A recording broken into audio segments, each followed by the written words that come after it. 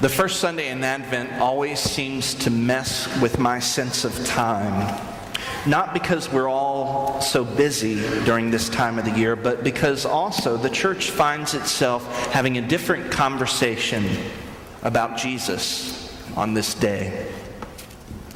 While the rest of the world is thinking about the coming of Christ as a baby, those of us who carefully pay attention to our lectionary text for this morning will notice that the church starts with a different coming.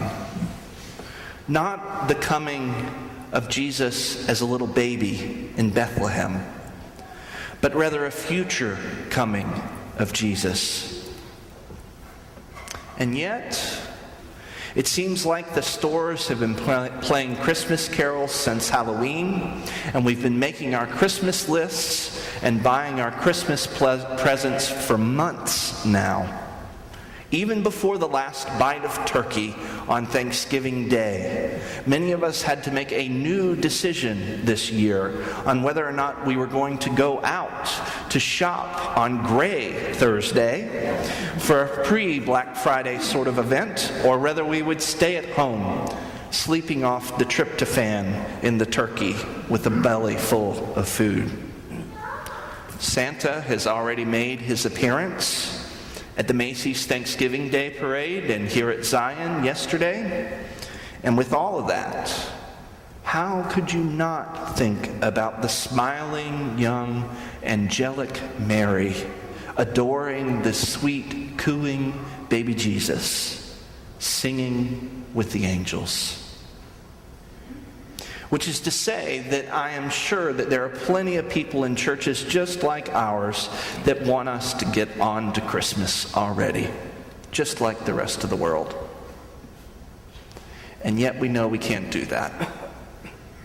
Advent is something more than that. It is, in fact, talking about the baby Jesus, but it is also talking about the return of Christ at the end of the world. When we think about the Advent season, we will talk about preparation and patience. Not the sort of preparation and patience that we have when we have to go to the shopping malls, but a different sort of patience. Travel with me in your minds to the year 55 AD. And imagine that you are living in Jerusalem as one of the first Christians, a first follower of Jesus. You have heard these words of Jesus spoken in our gospel reading this morning. This generation will not pass away until all these things take place, he says. So Jesus dies and is raised, and now his followers have to wait. A month? A year? 2 years, 10 years, 20 years even now, and we are still waiting. The only thing that's changed is that we've gotten a little bit older and we've become a little more puzzled, waiting, hoping, and praying. We could all imagine how easy it was for the first Jerusalem Christians to become weary for waiting for Jesus to come again.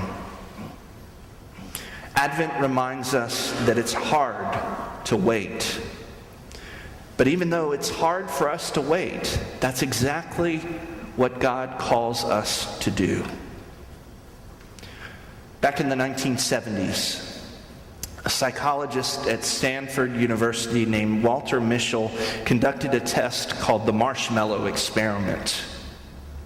Young children, ages 4 to 6, were individually brought into an empty room with a marshmallow or an Oreo or some sort of treat that they would love on a table.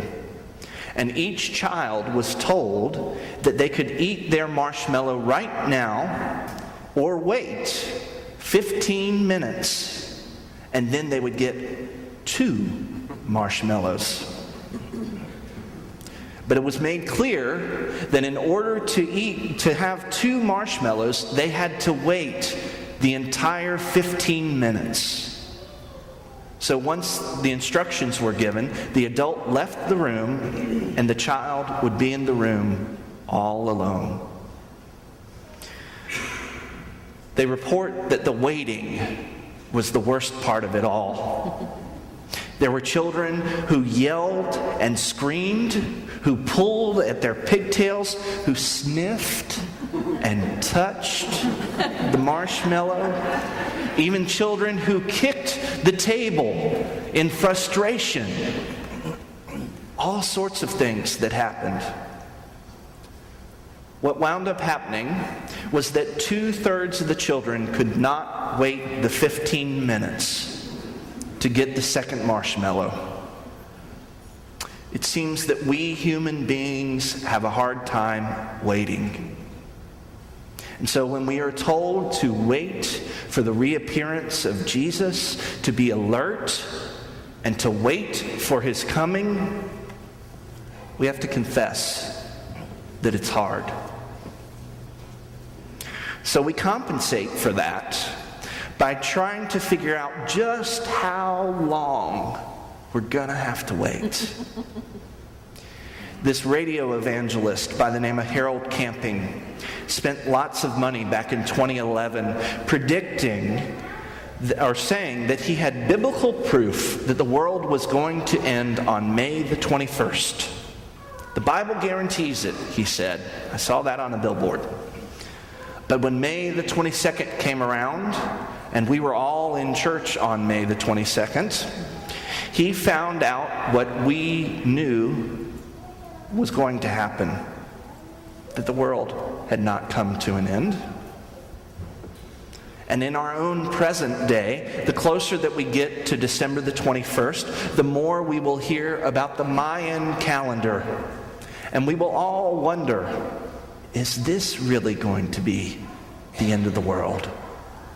When will it all come to an end? The most faithful answer is we don't know. All we know is that it will happen someday. We're just not sure when.